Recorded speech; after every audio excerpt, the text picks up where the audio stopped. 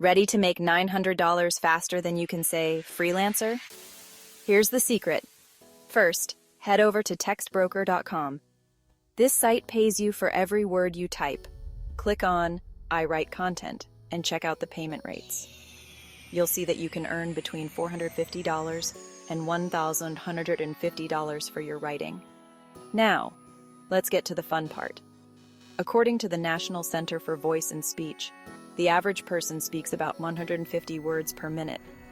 That means you can hit 9,000 words in just an hour. But here's the hack. You don't even have to type a single word. Open Google Docs, go to Tools, then select Voice Typing. Talk into your mic, and Google Docs will type everything for you. After you're done, head over to Grammarly to double-check your work. Simple, right? There you have it. Now, what will you do with all the extra hours in your day? Share your thoughts in the comments below.